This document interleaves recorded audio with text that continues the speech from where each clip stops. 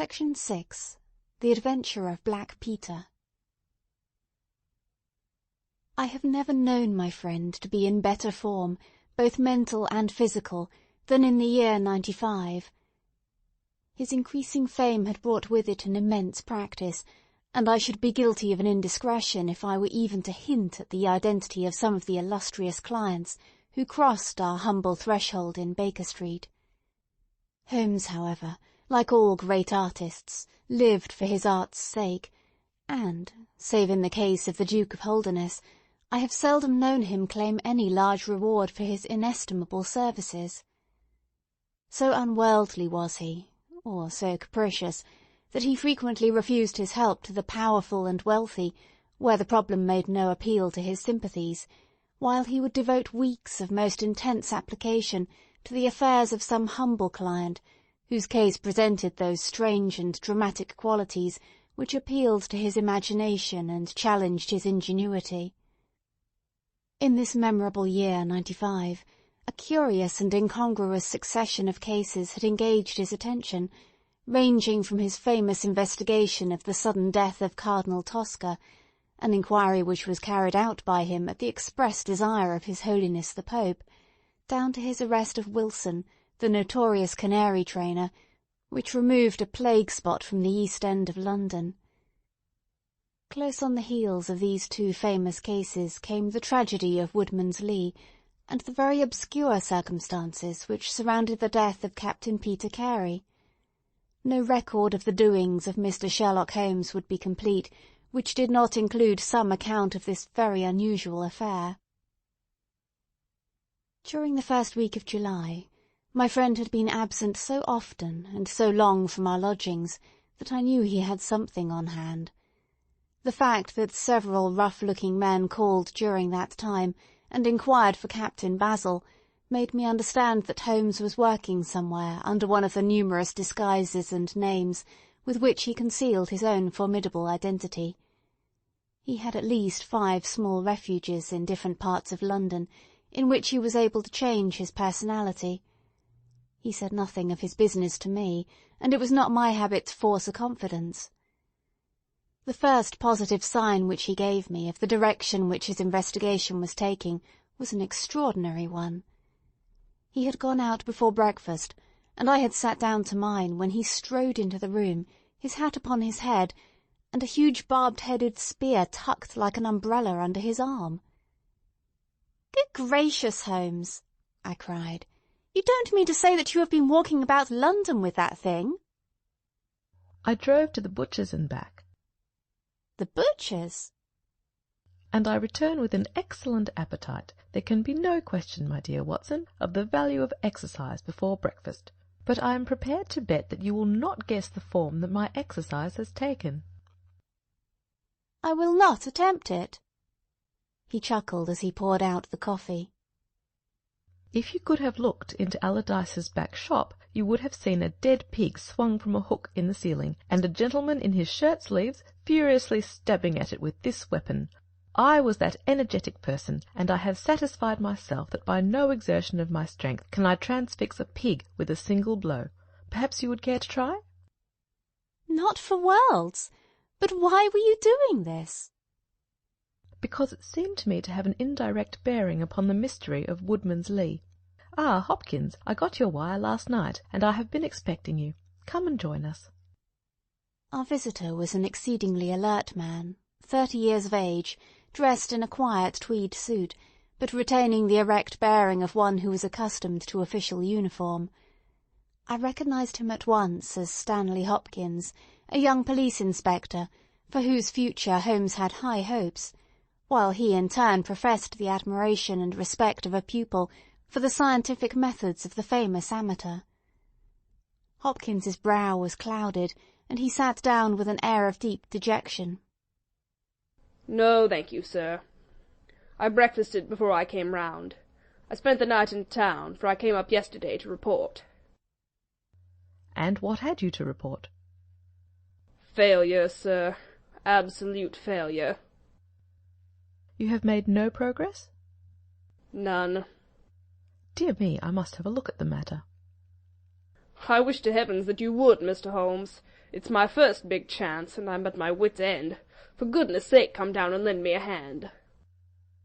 Well, well, it just happens that I have already read all the available evidence, including the report of the inquest, with some care. By the way, what do you make of that tobacco pouch found at the scene of the crime? Is there no clue there? Hopkins looked surprised. "It was the man's own pouch, sir. His initials were inside it, and it was of sealskin, and he was an old sailor."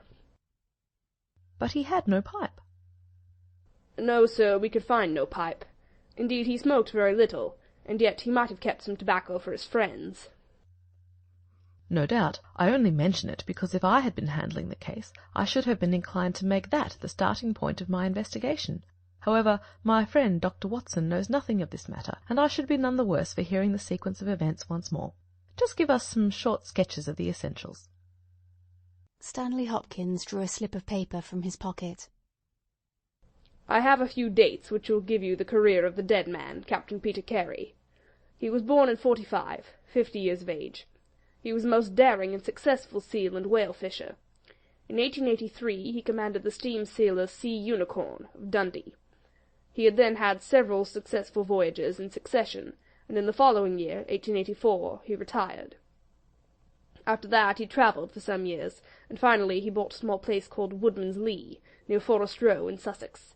There he lived for 6 years, and there he died just a week ago today. There were some most singular points about the man. In ordinary life he was a strict Puritan, a silent, gloomy fellow. His household consisted of his wife, his daughter, aged 20, and 2 female servants. These last were continually changing, for it was never a very cheery situation, and sometimes it became past all bearing. The man was an intermittent drunkard, and when he had the fit on him he was a perfect fiend. He has been known to drive his wife and daughter out of doors in the middle of the night, and flog them through the park until the whole village outside the gates was aroused by their screams. He was summoned once for a savage assault upon the old vicar, who called upon him to remonstrate with him upon his conduct. In short, Mr. Holmes, you would go far before you found a more dangerous man than Peter Carey, and I have heard that he bore the same character when he commanded his ship.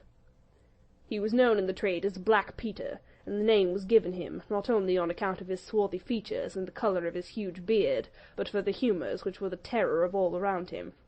I need not say that he was loathed and avoided by every one of his neighbours, and that I have not heard one single word of sorrow about his terrible end. You must have read in the account of the inquest about the man's cabin, Mr. Holmes, but perhaps your friend here has not heard of it. He had built himself a wooden outhouse, he always called it the cabin, a few 100 yards from his house, and it was here that he slept every night. It was a little single-roomed hut, 16 feet by 10. He kept the key in his pocket, made his own bed, cleaned it himself, and allowed no other foot to cross the threshold. There are small windows on each side, which were covered by curtains and never opened. One of these windows was turned towards the high road, and when the light burned in it at night, the folk used to point it out to each other and wonder what Black Peter was doing in there. That's the window, Mr. Holmes, which gave us one of the few bits of positive evidence that came out at the inquest. You remember that a stonemason, named Slater, walking from Forest Row about 1 o'clock in the morning, 2 days before the murder, stopped as he passed the grounds, and looked at the square of light still shining among the trees. He swears that the shadow of a man's head turned sideways was clearly visible on the blind, and that this shadow was certainly not that of Peter Carey, whom he knew well. It was that of a bearded man, but the beard was short and bristled forward in a way very different from that of the captain. So he says, but he had been 2 hours in the public-house, and it is some distance from the road to the window. Besides, this refers to the Monday, and the crime was done upon the Wednesday. On the Tuesday, Peter Carey was in one of his blackest moods, flushed with drink and as savage as a dangerous wild beast. He roamed about the house, and the women ran for it when they heard him coming. Late in the evening he went down to his own hut. About 2 o'clock the following morning, his daughter, who slept with her window open, heard a most fearful yell from that direction, but it was no unusual thing for him to bawl and shout when he was in drink, so no notice was taken. On rising at 7, one of the maids noticed that the door of the hut was open, but so great was the terror which the man caused that it was midday before anyone would venture down to see what had become of him. Peeping into the open door, they saw a sight which sent them flying, with white faces, into the village.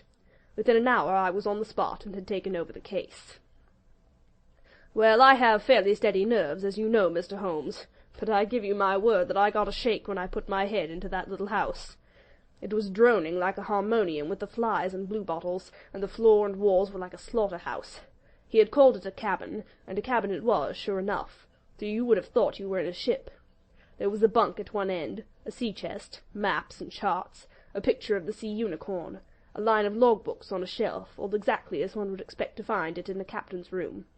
And there, in the middle of it, was the man himself, his face twisted like a lost soul in torment, and his great brindled beard stuck upward in his agony. Right through his broad breast a steel harpoon had been driven, and it had sunk deep into the wood of the wall behind him. He was pinned like a beetle on a card. Of course he was quite dead, and had been so from the instant that he had uttered that last yell of agony. I know your methods, sir, and I applied them. Before I permitted anything to be removed, I examined most carefully the ground outside, and also the floor of the room. There were no footmarks. Meaning that you saw none? I assure you, sir, that there were none. My good Hopkins, I have investigated many crimes, but I have never yet seen one which was committed by a flying creature. As long as the criminal remains upon two legs, so long must there be some indentation, some abrasion, some trifling displacement which can be detected by the scientific searcher. It is incredible that this blood-bespattered room contained no trace which could have aided us. I understand, however, from the inquest, that there were some objects which you failed to overlook? The young inspector winced at my companion's ironical comments. I was a fool not to call you in at the time, Mr. Holmes. However, it is past praying for now. Yes, there were several objects in the room which called for special attention. One was the harpoon with which the deed was committed. It had been snatched down from a rack on the wall. Two others remained there, and there was a vacant place for the third. On the stock was engraved SS Sea Unicorn Dundee. This seemed to establish that the crime had been done in a moment of fury, and that the murderer had seized the first weapon which came in his way. The fact that the crime was committed at 2 in the morning, and yet Peter Carey was fully dressed, suggested that he had an appointment with the murderer, which is borne out by the fact that a bottle of rum and 2 dirty glasses stood upon the table. Yes, said Holmes. I think that both inferences are permissible. Was there any other spirit but rum in the room? Yes, there was a tantalus containing brandy and whiskey, on the sea-chest. It is of no importance to us, however, since the decanters were full, and it had therefore not been used. For all that, its presence has some significance, said Holmes. However, let us hear some more about the objects which do seem to you to bear upon the case. There was this tobacco pouch upon the table. What part of the table? It lay in the middle. It was of coarse sealskin, the straight-haired skin, with a leather thong to bind it. Inside was P.C. on the flap. There was half an ounce of strong ship's tobacco in it. Excellent. What more? Stanley Hopkins drew from his pocket a drab-covered notebook. The outside was rough and worn, the leaves discoloured. On the first page were written the initials J.H.N. and the date 1883. Holmes laid it on the table and examined it in his minute way, while Hopkins and I gazed over each shoulder. On the second page were the printed letters C.P.R., and then came several sheets of numbers. Another heading was Argentine, another Costa Rica, and another San Paulo, each with pages of signs and figures after it. What do you make of these? asked Holmes. They appeared to be lists of stock exchange securities. I thought that J.H.N. were the initials of a broker, and that C.P.R. may have been his client. Try Canadian Pacific Railway, said Holmes. Stanley Hopkins swore between his teeth and struck his thigh with his clenched hand. What a fool I have been, he cried. Of course it is as you say. Then J.H.N. are the only initials we have to solve. I have already examined the old stock exchange lists, and I can find no one in 1883, either in the house or among the outside brokers, whose initials correspond with these. Yet I feel that the clue is the most important one that I hold. You will admit, Mr. Holmes, that there is a possibility that these initials are those of the second person who was present, in other words, of the murderer. I would also urge that the introduction into the case of a document relating to large masses of valuable securities gives us for the first time some indication of a motive for the crime." Sherlock Holmes's face showed that he was thoroughly taken aback by this new development. "I must admit both your points," said he. "I confess that this notebook, which did not appear at the inquest, modifies any views which I may have formed. I had come to a theory of the crime in which I can find no place for this. Have you endeavoured to trace any of the securities here mentioned?" "Inquiries are now being made at the offices, but I fear that the complete register of the stockholders of these South American concerns is in South America, and that some weeks must elapse before we can trace the shares." Holmes had been examining the cover of the notebook with his magnifying lens. "Surely there is some discoloration here," said he. "Yes, sir, it is a bloodstain. I told you I picked the book off the floor." "Was the bloodstain above or below?" "On the side next the boards." "Which proves, of course, that the book was dropped after the crime was committed." "Exactly, Mr. Holmes. I appreciated that point, and I conjectured that it was dropped by the murderer in his hurried flight. It lay near the door." "I suppose that none of these securities have been found among the property of the dead man?" "No, sir." "Have you any reason to suspect robbery?" "No, sir, nothing seemed to have been touched." "Dear me, it is certainly a very interesting case. Then there was a knife, was there not?" "A sheath knife, still in its sheath. It lay at the feet of the dead man. Mrs. Carey has identified it as being her husband's property." Holmes was lost in thought for some time. "Well," said he at last, "I suppose I shall have to come out and have a look at it." Stanley Hopkins gave a cry of joy. "Thank you, sir. That will indeed be a weight off my mind." Holmes shook his finger at the inspector. "It would have been an easier task a week ago," said he. "But even now my visit may not be entirely fruitless. Watson, if you can spare the time, I should be very glad of your company. If you will call a four-wheeler, Hopkins, we shall be ready to start for Forest Row in a quarter of an hour." Alighting at the small wayside station, we drove for some miles through the remains of widespread woods, which were once part of that great forest which for so long held the Saxon invaders at bay, the impenetrable Weald, for 60 years the bulwark of Britain. Vast sections of it have been cleared, for this is the seat of the first ironworks of the country, and the trees have been felled to smelt the ore. Now the richer fields of the north have absorbed the trade, and nothing save these ravaged groves and great scars in the earth show the work of the past. Here, in a clearing upon the green slope of a hill, stood a long, low, stone house, approached by a curving drive running through the fields. Nearer the road, and surrounded on 3 sides by bushes, was a small outhouse, one window and the door facing in our direction.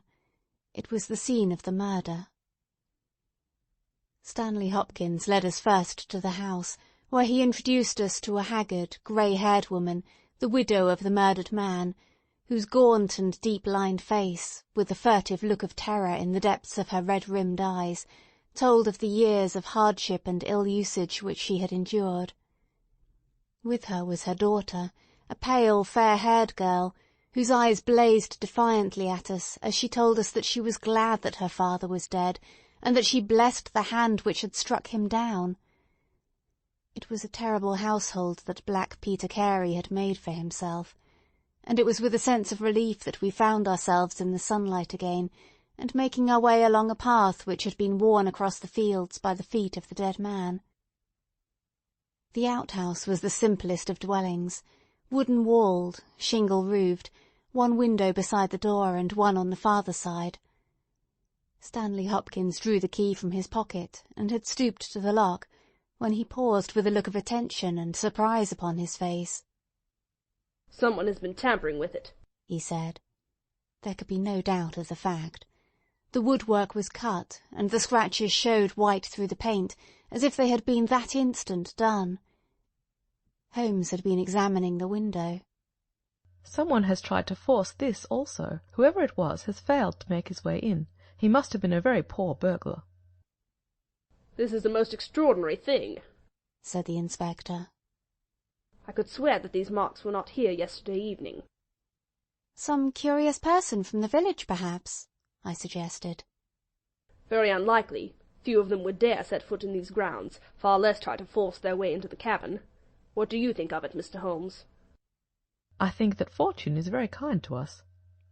"You mean that the person will come again?" "It is very probable.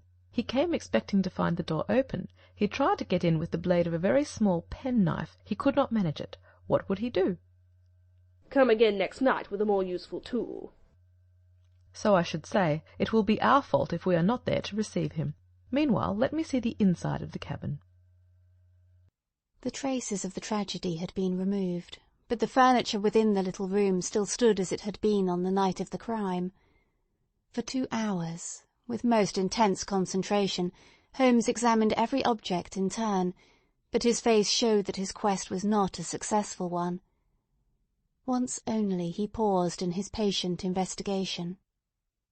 "Have you taken anything off this shelf, Hopkins?" "No, I have moved nothing."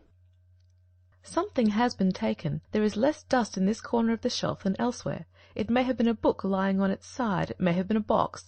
Well, well, I can do nothing more. Let us walk in these beautiful woods, Watson, and give a few hours to the birds and the flowers.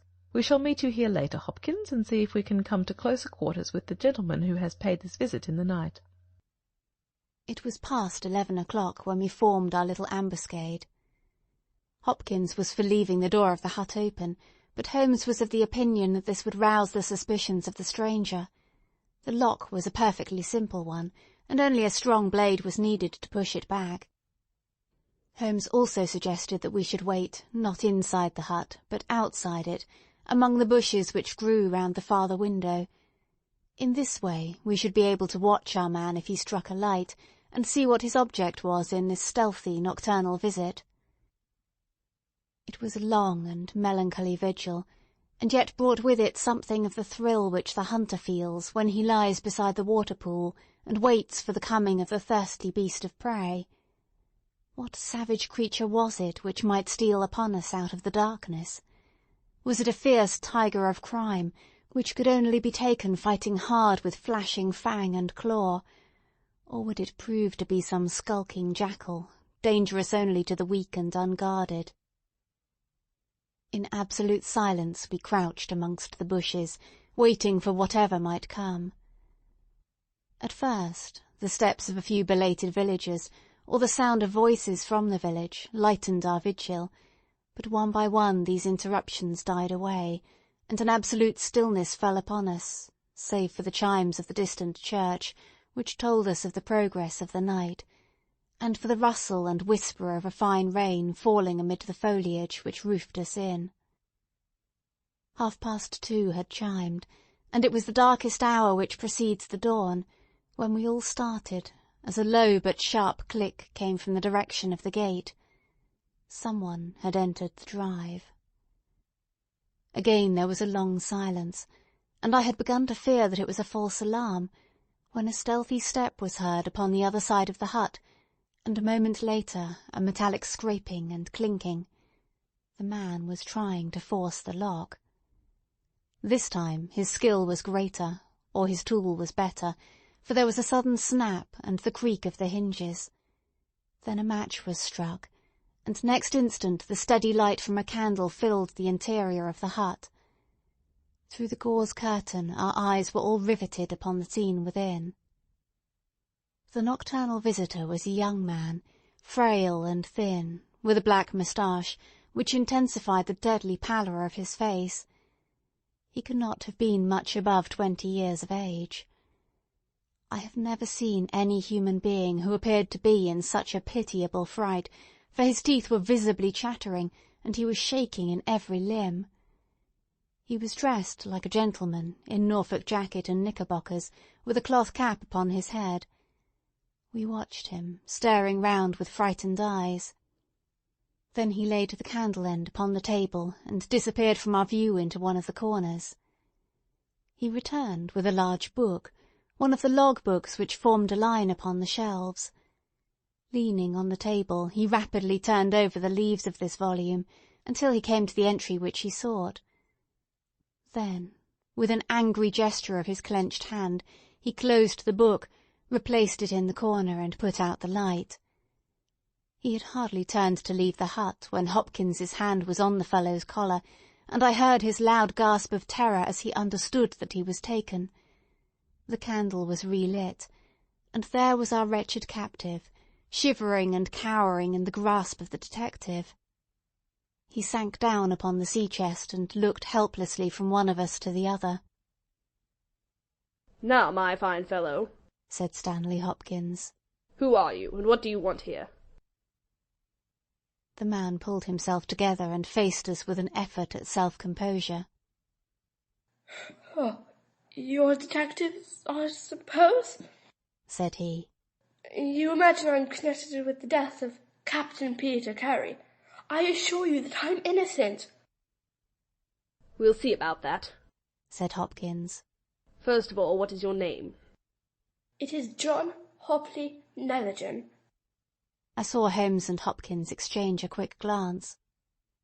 "What are you doing here?" "Can I speak confidentially?" "No, certainly not."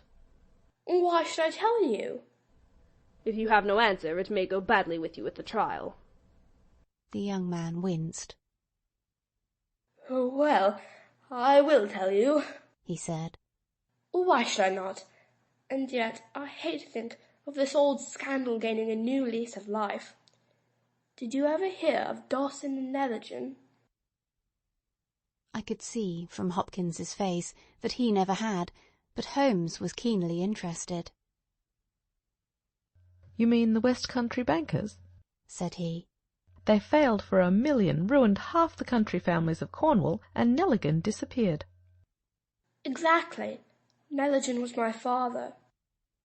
At last we were getting something positive, and yet it seemed a long gap between an absconding banker and Captain Peter Carey, pinned against the wall with one of his own harpoons.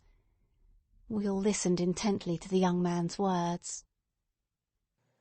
"It was my father who was really concerned. Dawson had retired. I was only 10 years of age at the time, but I was old enough to feel the shame and horror of it all. It has always been said that my father stole all the securities and fled. It is not true. It was his belief that if he were given time in which to realize them, all would be well and every creditor paid in full. He started in his little yacht for Norway just before the warrant was issued for his arrest. I can remember that last night when he bade farewell to my mother. He left us a list of the securities he was taking, and he swore that he would come back with his honour cleared, and that none who had trusted him would suffer. Well, no word was ever heard from him again. Both the yacht and he vanished utterly. We believed, my mother and I, that he and it, with the securities that he had taken with him, were at the bottom of the sea. We had a faithful friend, however, who was a businessman, and it was he who discovered some time ago that some of the securities which my father had with him had reappeared on the London market. You can imagine our amazement. I spent months in trying to trace them, and at last, after many doubtings and difficulties, I discovered that the original seller had been Captain Peter Carey, the owner of this hut. Naturally, I made some inquiries about the man. I found that he had been in command of a whaler which was due to return from the Arctic seas at the very time when my father was crossing to Norway. The autumn of that year was a stormy one, and there was a long succession of southerly gales. My father's yacht may well have been blown to north, and there met by Captain Peter Carey's ship. If that was so, what had become of my father? In any case, I could prove from Peter Carey's evidence how these securities came on the market. It would be a proof that my father had not sold them, and that he had no view to personal profit when he took them. I came down to Sussex with the intention of seeing the captain, but it was at this moment that his terrible death occurred. I read at the inquest of a description of his cabin, in which it stated that all logbooks of his vessel were preserved in it. It struck me that if I could see what occurred in the month of August 1883 on board the Sea Unicorn, I might settle the mystery of my father's tale. I tried last night to get at these logbooks, but was unable to open the door. Tonight I tried again and succeeded, but I find that the pages which deal with that month have been torn from the book. It was at that moment I found myself a prisoner in your hands." "Is that all?" asked Hopkins. "Yes, that is all." His eyes shifted as he said it. "You have nothing else to tell us?" He hesitated. "No, there is nothing." "You have not been here before last night?" "No." "Then how do you account for that?" cried Hopkins, as he held up the damning notebook with the initials of our prisoner on the first leaf and the blood-stain on the cover. The wretched man collapsed.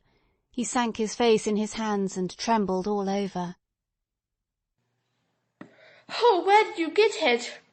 he groaned. "Oh, I did not know. I thought I had lost it at the hotel." "That is enough," said Hopkins sternly.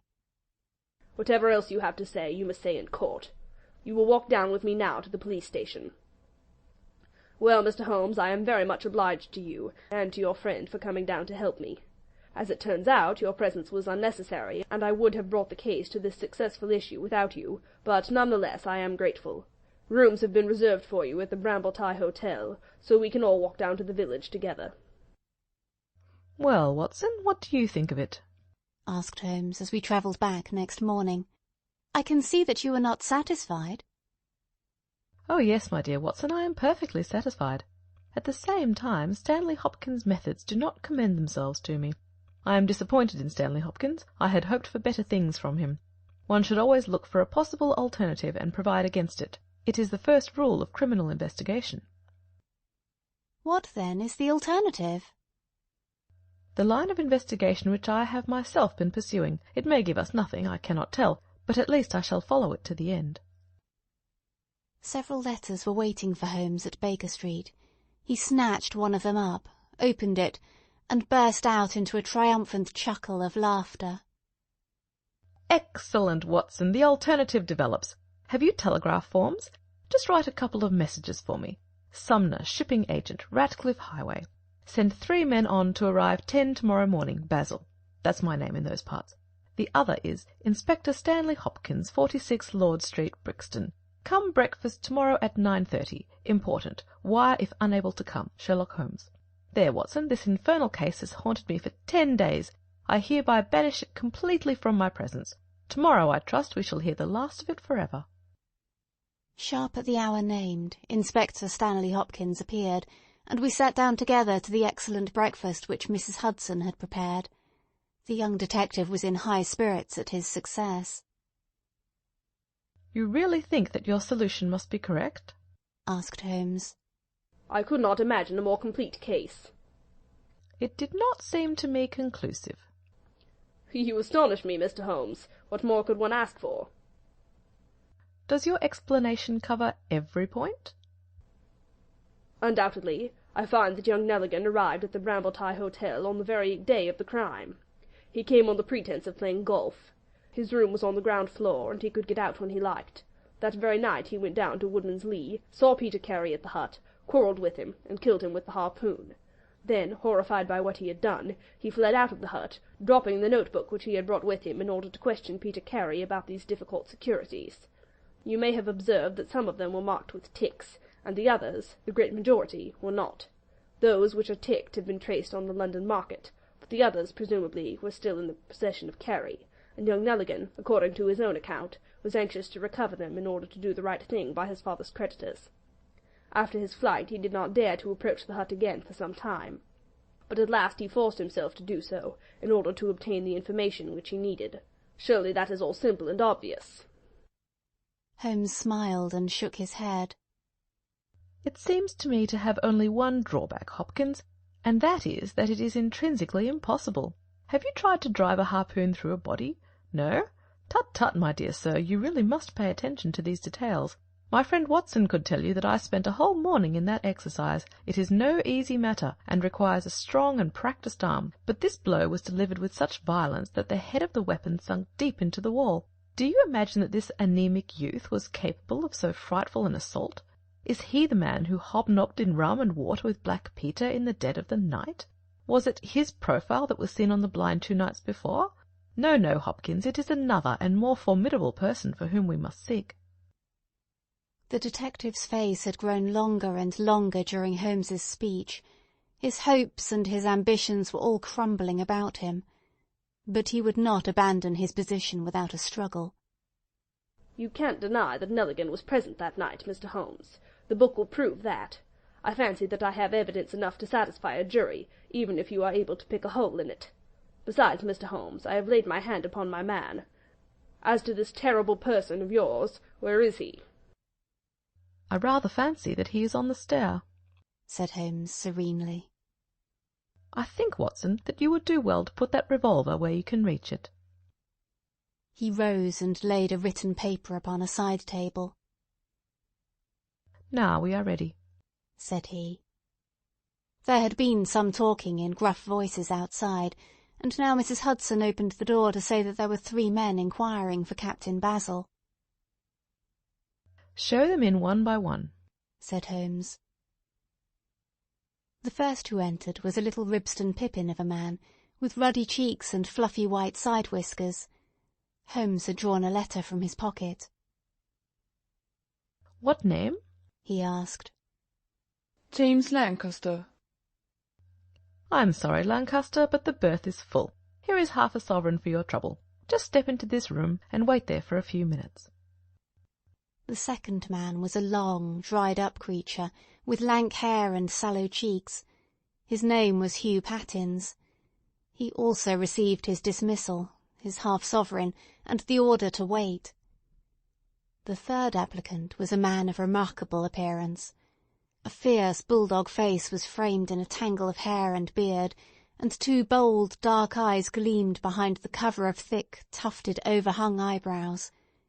He saluted and stood sailor fashion, turning his cap round in his hands. Your name? asked Holmes. Patrick Cairns. Harpooner? Yes, sir. 26 voyages. Dundee, I suppose? Yes, sir. And ready to start with an exploring ship? Yes, sir. What wages? £8 a month. Could you start at once? As soon as I get my kit. Have you your papers? Yes, sir. He took a sheaf of worn and greasy forms from his pocket. Holmes glanced over them and returned them. You are just the man I want, said he. Here's the agreement on the side table. If you sign it, the whole matter will be settled. The seaman lurched across the room and took up the pen. Shall I sign here? he asked, stooping over the table. Holmes leaned over his shoulder and passed both hands over his neck. This will do, said he. I heard a click of steel and a bellow like an enraged bull. The next instant Holmes and the seaman were rolling on the ground together. He was a man of such gigantic strength that, even with the handcuffs which Holmes had so deftly fastened upon his wrists, he would have very quickly overpowered my friend, had not Hopkins and I rushed to his rescue. Only when I pressed the cold muzzle of the revolver to his temple did he at last understand that resistance was vain. We lashed his ankles with cord, and rose breathless from the struggle. I must really apologize, Hopkins, said Sherlock Holmes. I fear that the scrambled eggs are cold. However, you will enjoy the rest of your breakfast all the better, will you not, for the thought that you have brought your case to a triumphant conclusion. Stanley Hopkins was speechless with amazement. I don't know what to say, Mr. Holmes, he blurted out at last, with a very red face. It seems to me that I have been making a fool of myself from the beginning. I understand now what I should never have forgotten, that I am the pupil and you are the master. Even now I see what you have done, but I don't know how you did it, or what it signifies. Well, well, said Holmes good-humouredly. We all learn by experience, and your lesson this time is that you should never lose sight of the alternative. You were so absorbed in young Nelligan that you could not spare a thought to Patrick Cairns, the true murderer of Peter Carey. The hoarse voice of the seaman broke in on our conversation. "See here, mister," said he. "I make no complaint of being manhandled in this fashion, but I would have you call things by their right names. You say I murdered Peter Carey. I say I killed Peter Carey, and that's all the difference.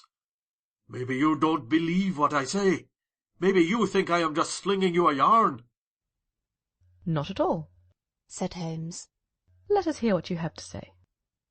"It's soon told, and by the Lord every word of it is truth. I knew Black Peter, and when he pulled out his knife, I whipped a harpoon through him sharp, for I knew that it was him or me. That's how he died. You can call it murder. Anyhow, I'd as soon die with a rope round my neck as with Black Peter's knife in my heart." "How came you there?" asked Holmes.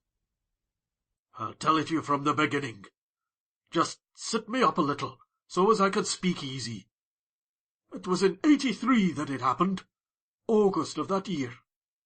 Peter Carey was master of the Sea Unicorn, and I was spare harpooner. We were coming out of the ice pack on our way home, with headwinds and a week's southerly gale, when we picked up a little craft that had been blown north. There was one man on her, a landsman. The crew had thought she would founder, and had made for the Norwegian coast in the dinghy. I guess they were all drowned. Well, we took him on board, this man, and he and the skipper had some long talks in the cabin.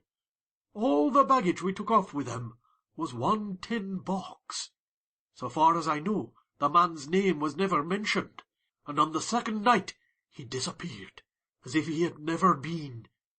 It was given out that he had either thrown himself overboard, or fallen overboard in the heavy weather that we were having. Only one man knew what had happened to him, and that was me, for with my own eyes I saw the skipper tip up his heels and put him over the rail in the middle watch of a dark night, 2 days before we sighted the Shetland lights. Well, I kept my knowledge to myself, and waited to see what would come of it. When we got back to Scotland, it was easily hushed up, and nobody asked any questions. The stranger died by accident, and it was nobody's business to inquire. Shortly after, Peter Carey gave up the sea, and it was long years before I could find where he was. I guessed that he had done the deed for the sake of what was in that tin box, and that he could afford now to pay me well for keeping my mouth shut. I found out where he was through a sailor-man that had met him in London, and down I went to squeeze him. The first night he was reasonable enough, and was ready to give me what would make me free of the sea for life. We were to fix it all 2 nights later. When I came, I found him 3 parts drunk, and in a vile temper. We sat down, and we drank, and we yarned about old times, but the more he drank the less I liked the look on his face. I spotted that harpoon up on the wall, and I thought I might need it before I was through. Then at last he broke out at me, spitting and cursing, with murder in his eyes, and a great clasp-knife in his hand. He had not the time to get it from the sheath before I had the harpoon through him. Heavens, what a yell he gave! And his face gets between me and my sleep. I stood there, with his blood splashing round me, and I waited for a bit, but all was quiet, so I took heart once more. I looked round, and there was the tin box on the shelf. I had as much right to it as Peter Carey, anyhow, so I took it with me, and left the hut. Like a fool, I left my baccy pouch upon the table. Now I'll tell you the queerest part of the whole story. I had hardly got outside the hut when I heard someone coming, and I hid among the bushes. A man came slinking along, went into the hut, gave a cry as if he had seen a ghost, and legged it as hard as he could run until he was out of sight. Who he was or what he wanted is more than I can tell. For my part, I walked 10 miles, got a train at Tunbridge Wells, and so reached London, and no one the wiser.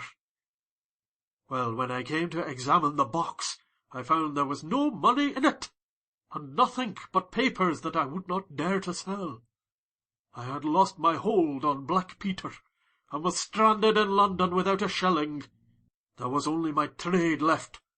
I saw these advertisements about harpooners and high wages, so I went to the shipping agents, and they sent me here. That's all I know. And I say again that if I killed Black Peter, the law should give me thanks, for I saved them the price of a hempen rope." "A very clear statement," said Holmes, rising and lighting his pipe. "I think, Hopkins, that you should lose no time in conveying your prisoner to a place of safety. This room is not well adapted for a cell, and Mr. Patrick Cairns occupies too large a proportion of our carpet." "Mr. Holmes," said Hopkins, "I do not know how to express my gratitude. Even now I do not understand how you have attained this result." "Simply by having the good fortune to get the right clue from the beginning. It is very possible, if I had known about this notebook, it might have led away my thoughts as it did yours. But all I heard pointed in the one direction: the amazing strength, the skill in the use of the harpoon, the rum and water, the sealskin tobacco pouch with the coarse tobacco, all these pointed to a seaman, and one who had been a whaler. I was convinced that the initials P.C. upon the pouch were a coincidence, and not those of Peter Carey, since he seldom smoked, and no pipe was found in his cabin. You remember that I asked whether whisky and brandy were in the cabin. You said they were.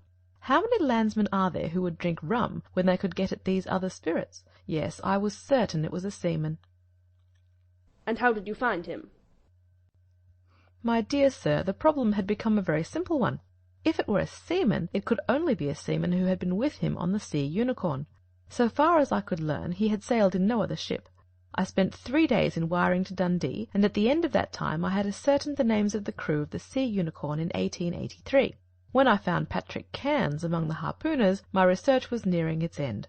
I argued that the man was probably in London, and that he would desire to leave the country for a time. I therefore spent some days in the East End, devised an Arctic expedition, put forth tempting terms for harpooners who would serve under Captain Basil, and behold the result." "Wonderful!" cried Hopkins. "Wonderful!" "You must obtain the release of young Nelligan as soon as possible," said Holmes. "I confess that I think you owe him some apology. The tin box must be returned to him, but of course the securities which Peter Carey has sold are lost forever. There's the cab, Hopkins, and you can remove your man. If you want me for the trial, my address and that of Watson will be somewhere in Norway. I'll send particulars later." End of section 6.